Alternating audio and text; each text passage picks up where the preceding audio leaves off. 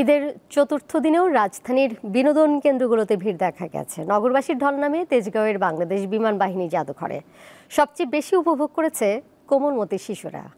আর এটা ওইটা না, কাপড় ধোয়ার একটাই সলিউশন, চাকা অল-ইন-ওয়ান। বাংলাদেশ বিমান বাহিনীর গৌরবময় ঐতিহ্যের ইতিহাস এবং সাফল্যকে নতুন প্রজন্মের কাছে তুলে ধরতে নির্মাণ করা হয়েছে এই জাদুঘরটি।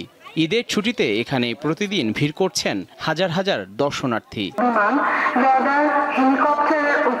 জাদুঘরে প্রবেশ করতেই চোখে পড়ে এক সময় বিমান বাহিনীতে ব্যবহৃত বিশাল বিশাল সব বিমান, বিশেষ করে বিভিন্ন ধরনের যুদ্ধ বিমান, প্রশিক্ষণ বিমান ও হেলিকপ্টার। এগুলো চোখের সামনে দেখে ও বিমানে চড়ে রোমাঞ্চকর অভিজ্ঞতা নেন কোমলমতি শিশুরা। অনেক মজা হলো, ঈদে ঘুরতে আসলাম, এসে খুব ভালো লাগছে। এখানে বিমানে উঠেছি, আমি ওখানেও বিমানে উঠেছি। সামনাসামনি বিমান দেখতে অনেক বেশি ভালো লাগে, অনেক বড় লাগে বিমানকে। ফার্স্ট টাইম দেখলাম যে এগুলা কেমন, আমি জীবনে দেখি নাই এরকম। ভালোই লাগলো, উই এনজয়ড আ লট। বিমানে উঠলাম, দেখলাম, ঘুরলাম, ভালোই লাগলো।